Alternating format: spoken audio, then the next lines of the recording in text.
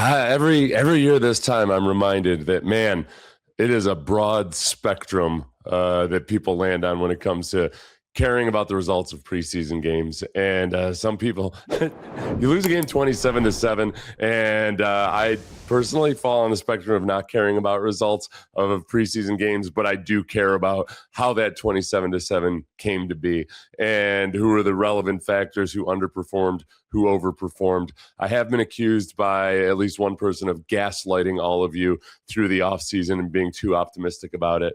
I would say don't be so sensitive, but that's a classic thing that gaslighters say. I think that last night's performance for me, if we look at some of the things that led to a 27-7 loss, I could brush away some of those very easily. The things that I would be concerned about are, hey, some of the guys or some of the backups that I know the Texans are going to need somewhere along the way as a group didn't perform as well as I thought they would. It is also a preseason game, and there's 2 more of these to go. So some of these guys that maybe took a step backwards last night are going to take a step forward over the next couple of weeks, and then some other people will fall by the wayside. This combined practice coming up versus the Raiders is going to be very interesting. But DeMeco Ryans is the one who brought it up and said, look, the physicality wasn't good enough last night. And it's interesting because I talked to Sean Pendergast this morning on 95.7 The Fan about that, and I think some people try to frame that if a team's not physical enough, it's, okay, they're not intense enough, they don't want it. I think the way that Nico looks at the world, and I agree with him, is that a lot of times when guys aren't playing as fast or as physical as you want, then it's because they just weren't certain enough in what they were doing. There wasn't clarity. And that's a surprise to me, just because DeMeco does such a good job of getting these guys to fly around all the time. And there were certainly certain players that did perform with the requisite level of swarm, and there are others that were swarmless or not swarm enough. So if we go through, we'll start with the offense because that's what we do. Damn it. It's the 2026 Houston Texans, and we know that the offense is what we're most concerned about. And then I'll move on to the defense. And then also special teams with a special tip of the cap to Kai Kroger, who I think kicked much better and has kicked better in the last week in practice, but punted well last night. His average was pretty high. I can't remember, it was 52.5 or something. But to start off with the offense, look, the first drive is the one that matters the most because you had all the starting offensive linemen out there. And I thought they all did pretty well, except for Braden Smith, who is very much in a competition with Trent Brown at right tackle. And I think that, Trent didn't play last night, but he's also a 32, 33-year-old guy who weighs 380 pounds. And they're going to be careful with him. And he's put his film on tape as far as what he can do in this offense. But Keylan Rutledge did everything that I would want to see out of him. The level of difficulty wasn't as high as I was hoping it would be, but there's nothing he can do about that. It's kind of like a team that plays a weak schedule. All right, they don't get to choose who their schedule is. He didn't face the full bore, really impressive defensive front that the LA Chargers are last night, but he did a great job blocking the guys up in front of him. And there was one play on a zone run that I thought was really impressive because for a 320-pound center, he moved really well. And my first impression of this group playing in real time was that they are just a much more cohesive, much more well-coached unit. And yes, Cole Popovich was the coach last year, but I think a lot of Cole Popovich's coaching has taken root. And it's starting to show up in the way that these guys look as they're uniformly moving together. And I would include the tight ends in that as well. Speaking of tight ends, Marlin Klein, an extreme positive last night. And everything that he's been doing in practice and increasingly so over the last week, he did in the game, man. That shot down the seam by Davis Mills was exactly what we've seen in practice. You want to see it on an NFL field. Hopefully next week we'll see it against a tougher level of competition when they face the Raiders in the one-on-ones during practice. And, and CJ Stroud hopefully is throwing him the ball. But Marlin Klein came in, did his work, and then he was treated like a guy that the team feels very good about. Wasn't out there past the first quarter, I don't believe. And that's as guys like veterans Foster Foster Moreau were playing into the second half. So everything that DeMeco has said about Foster Moreau, and he's very much a huge champion, of Marlin Klein. We've seen that over the last week or two, and hopefully the needle keeps pointing up on him. The wide receivers, man, Jared Wayne, who's been just kicking around on the practice squad, up and down, back and forth the last couple of years. He's been consistently showing up in camp. He showed up last night. There's going to be a lot of competition for a roster spot, but I'm starting to feel like, man, Jared Wayne's got a really good shot at it. Lewis Bond did some nice things, but he was also playing later in the game, and he's also a rookie. I think, showed some impressive moxie on returns. And I think he showed a lot of what Bill O'Brien coached him at BC. A lot of what DeMeco Ryans and Nick Caserio like about him. There's some certain intangibles there, and there's a certain aptitude in understanding the offense and executing the offense that you wouldn't necessarily expect based on his combine measurements. But that wide receiver room looks just as competitive as I thought it would be. And if we talk about the quarterback, the guy that was throwing him the ball, look, Davis Mills looked great on that first series. Graham Mertz came in and goes ahead and likely, unless I haven't heard the confirmation of this, likely tore his ACL. DeMeco mentioned in the press conference that it was probably an ACL, and they're just probably waiting for imaging. Sometimes it's a pretty simple test, and usually the trainers can tell right on the field whether you tore your ACL or not. Sometimes it's a little dicier, the anatomic anomalies and whatnot, and they either don't feel certain in the diagnosis, but that's not looking great right now. We could do a whole podcast, I suppose, on potential third string quarterbacks that are out there that you might want to sign. Jimmy Garoppolo's a name that's come up. The other guy that has experience with this style system is Jeff Driscoll. And I know. Just settle down. He'd be coming in to be a third string quarterback, and he's out there right now. I don't think Garoppolo is going to come in and want to be a third string quarterback. I don't know if Garoppolo still wants to play football or not. I don't know what the deal is with Garoppolo. Okay. I unsubscribed from the Jimmy Garoppolo fan club a long time ago. But Jeff Driscoll, they got to have a third string quarterback. When Davis went back in there, immediately I'm just thinking, man, times in my career where all of a sudden there were a bunch of injuries in a preseason game, and you were getting ready to take your shoulder pads off maybe, and then all of a sudden you get called back in, and it's a scary feeling because you've psychologically you've dialed it down, and then you got to ramp it up real quickly. And I thought they might just run every time in the second half. They did not, but Davis Mills didn't look as good in the second half as he did on that first drive. So the sum total of it is, on offense, I was hoping to see more from the backup offensive line, and I haven't gone through and watched the all-22 on all of these guys. I'm sure a couple of them performed better than I realized at the time. I thought I saw some good things out of Febechi Wiwu that we've seen in practice, but he's also had some moments where, he looks like a rookie. That's a fourth-round pick, and probably not going to be slotted in to start anytime soon, but could fight for time for that active game day roster. So all in all, that was the part that was a little bit deflating for me. Was I wanted to see more out of the backup offensive line. I thought Noah Whittington did some really good things. I didn't talk about the running backs yet, did I?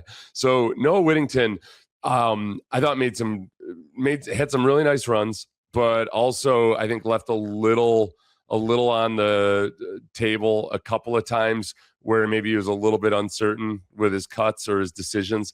And that's something that should get better. Yeah, like there's, who was it? It was Kamari Ramsey, I think, who last night said that he was a little bit nervous before the game. And I played 10 years in the NFL. I was nervous before every single game. But that first preseason game, there is something, even though it's not a raucous environment or anything, there's something about just putting on an NFL uniform and stepping out on a field and seeing names that you've seen on TV before and everything that's built up to it in your life. It's a little bit daunting, and it's really cool too. I mean, like all those guys can now say they played in an NFL game. Yes, it was a preseason game, but look, if all you ever do is play in 2 or 3 preseason games and that's all that becomes of it, 20 years from now, you're not delineating it. You're saying, yeah, grandkids. Of course, I played hopefully none of these kids have grandkids by then, but there's there's a lot to it. It's a pretty cool thing. Texans right now are still 1.5-point underdogs to the Bills. So nothing they did last night hurt them or helped them, and how the odds makers are looking at them. That's going to come with CJ Stroud and how he performs really in that combined practice with the Raiders and then the combined practice with the Panthers.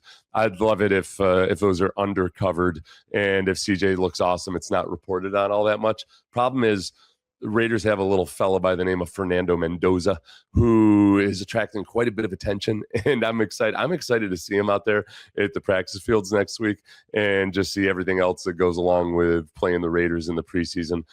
We had a combined practice with the Raiders one year, and this was in Al Davis's later years, and man, boy, what an operation. Like they had at the time, I can't remember who their head coach was at the time, but it looked like the whole coaching staff was a bunch of like old Italian mobsters.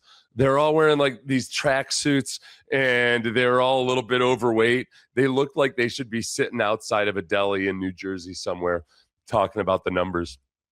It's a different operation now. Tom Brady looks like a new age gangster. He looks like somebody who would steal all your crypto or something and sell it to the Russians. But I digress. Defensively, and this is where I think maybe DeMeco was most disappointed, and he was talking about it. He was worried about the lack of physicality. There were a couple things. Well, the lack of physicality on the offensive side comes with those 2 4th and 1s that they weren't able to convert. But defensively, the big thing there is setting the edge versus the run. There were just too many times where it was either a defensive end or sometimes a cornerback that was supposed to be setting the edge. And man, in this defense, DeMeco loves his defensive linemen, needs them to be the engine of the defense, all of that. But they also need cornerbacks that can come up and stuff the run. And there were some nice instances of it. They had some good. They had some players make some good plays from the backfield up at the line of scrimmage. But by and large, there were just too many lapses. On the defensive line, I'm going to do a video on Kayden McDonald later on the Seth Payne Show on my own personal YouTube channel, and you're all welcome to check it out. But Kayden McDonald had some good plays, but also had some very rookie-like plays as a large run-stuffing defensive tackle.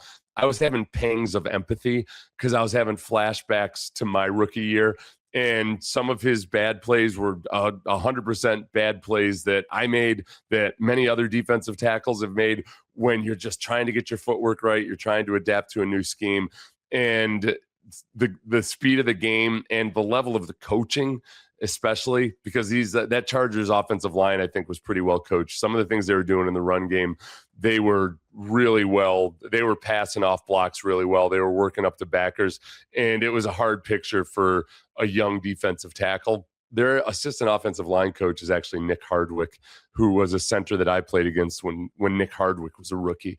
And Nick Hardwick was one of these annoying centers, kind of like Keylan Rutledge. And this is what I'm thinking about when I'm thinking about Nick Hardwick and how well that offensive line was coached, that he was really skilled as a rookie, and I had a much harder time with him than I thought I was going to be. I was coming off an injury too. I thought I had it easy because my first game back from injury was against this rookie, Nick Hardwick, and damn it, he was really good. And now he's their assistant offensive line coach. Keylan Rutledge does a lot of the things that I think Nick Hardwick as a young center did, where he's more polished and he's more fundamentally sound than a lot of rookie centers are. So it's one of the reasons that I feel good about Keylan Rutledge is Nick Hardwick. Thanks a lot, Nick. So I wish I had known that he was their assistant offensive line coach before the game. I would have looked him up, given him a compliment retroactively from 20 years ago. So Kayden McDonald, when it comes to just firing off the line of scrimmage, it seems like it's the easiest thing to do in this scheme, right? They just, these defensive linemen, they just let them tear up field. If you've never done it before, there's a lot of technique and there's kind of a mindset that goes with it that takes a while to get used to. And I saw evidence of that in some of the plays that Kayden McDonald was struggling with. When he was dialed in and it looked like his technique was right, he had a few nice plays where he stood an offensive lineman up, or maybe the offensive lineman gets a little bit out in front of him, but he keeps pressing, and ended up being a part of one of the tackles at the line of scrimmage, I think on that Solomon Byrd play. So there's nothing about him where I was discouraged, and it wasn't necessarily a surprise. I also don't, though, think that all of a sudden he's going to be this defensive rookie of the year type of defensive tackle. For one, there's already just too many good defensive tackles out there and guys who already can rush the passer. And two, that's that part of it. Right now, he's very raw when it comes to developing the ability to rush the passer at his body size and type, because he doesn't have super quick feet. So he's got to really learn how to work edges and use his hands really well. And I think he's made some improvement over the next couple of weeks. But first and foremost, over the next couple of weeks, he needs to just keep refining his run stuffing techniques. And I'm optimistic that he's going to keep getting better. I feel like because the Texans were praised so much for that draft pick, and a lot of people were saying, "Oh, it's the best value pick in the draft." All right, let's let these kids play football before we decide whether or not their draft status was correct. I think that he was probably drafted, for his athletic skill set and the things he does well versus some of the things that maybe he needs to work on. Upper part of the second round was probably about right, and we'll see. We talked to JJ Watt the other day on 95.7 about how it took him a full half season for things to really click when he was a rookie. And part of it is that he's just trying to do everything perfect all the time. And I can tell that Kayden McDonald is working on the right things, and he's probably thinking about it a little bit, which goes back to that old thing we were just talking about where, man, when guys are thinking, then they're not going to play as fast. The defensive line as a whole, I thought the first quarter, some of those guys came out and they whooped butt. Solomon Byrd had a few really nice plays. I think Naquan Jones had some nice plays throughout the night. A couple of those other defensive tackles did some good things, but the pass rush just wasn't there. And who's that fourth defensive end going to be? There was one sack last night. It was after Ali Gay had gotten in, missed the sack, but then Dominic Robinson ended up chasing Trey Lance out of bounds for a sack. But in terms of just conventional, beat your offensive tackle and get the guy down in the backfield, Ali Gay was the one guy that had a really good shot at it, but he just couldn't get Trey Lance down. In the defensive backfield, this is what I had hoped with Kamari Ramsey. And I think I talked about this last week with Kamari Ramsey. Man, it's you go through training camp and practices, and you get a little bit uncomfortable because sometimes you're noticing the guys who are making big plays, the guys who are flashing a lot, like Colin Wright. And it doesn't mean because a guy isn't making a bunch of splash plays that he's playing awful. And I think that's probably where Kamari Ramsey has been over these first couple of weeks. He's probably doing a solid enough job, but you need some opportunities like this in the preseason games to shine and show up. And could have had 2 interceptions last night. Missed the first one, got the second one where he's just reading the quarterback's eyes and anticipated it really well on an ill-advised pass by Trey Lance. He's sitting right there, and he makes the play. Naquan Jones had his sack on. That's right. Naquan Jones had the sack where he was in coverage and then came up and got it dropped into the hook area.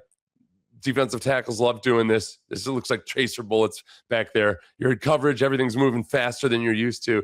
And all of a sudden, there's nobody to cover anymore. So he just stepped up and he took care of business. So good job, Naquan Jones. Naquan Jones has been working really closely with Kayden McDonald out of practice. And I'm glad for that because Naquan's a guy that kind of a similar body type to Kayden McDonald, but his really does everything he can with his strength, with his size, with his level of athleticism. And I think Kayden McDonald can learn a lot from Naquan Jones. So that's a competitive room there. But the defensive ends didn't really they weren't flying off the edges and really, putting the fear of God into Trey Lance. Trey Lance had a lot of time to sit back there and make errant passes and bad throws, but also scored 27 points last night. Boy, goodness. We have so on game days, I do the morning, our normal morning show, which is a 4-hour radio show. And then I do a 3-hour pregame with Sean Pendergast. And it tends to take a toll on my voice. Sean Pendergast, my co-host, then does the postgame after he does the pregame with me. So Sean does 3 shows. Gets finished at about 1 a.m. And then we have our morning show at 6 a.m. Central here. So apologies for my voice. And the Texans, lest I forget, are currently plus 1,700 to win the Super Bowl. It's 17-1. They're on FanDuel. They are the ninth shortest odds to win the Super Bowl, which I feel like is a little bit above where some of the power rankings are on a consensus level. So I trust FanDuel and their handicappers more so than I trust the sports writers who do the power ranking at this point. And I think we all know for the 898 millionth time this offseason, so much of this hinges on CJ Stroud and how he looks when he gets out there in the regular season and in the combined practice versus the Raiders. I'm very excited about that. A little bit nervous about Max Crosby. Just because it seems like he's got a huge chip on his shoulder and he's breaking a lot of rules when it comes to touching the quarterback in practices. So we'll see how all that goes. The linebackers, I thought that Jake Hummel was really, really active. I was initially, I think, more critical of the linebackers than I should have been because I felt like they weren't really pulling the trigger and attacking the line of scrimmage versus the run like they should be. There were instances of a lot of guys doing that. Marte Mapp, who closes ground really, really quickly. But then in going back and watching the first time through pretty quickly, I think the backers were having a hard time because blockers were getting up into their laps pretty quickly when defensive linemen were getting knocked out of their gaps. It's one of the things Kayden did a few times where he just, he got knocked out and single blocked and allowed a guard or a tackle to climb up to the linebackers a little too quickly. So early on, especially, I think some of the linebackers were struggling with that. Thought Aidan Fisher looked exactly like you should have expected him is a guy that's a more polished linebacker than Wade Woodaz. Wade Woodaz has all this upside as an athlete, but he still was a converted safety to the linebacker position and doesn't quite have those same linebacker instincts. I know instincts are inborn, but some of it comes just from playing a whole lot of football.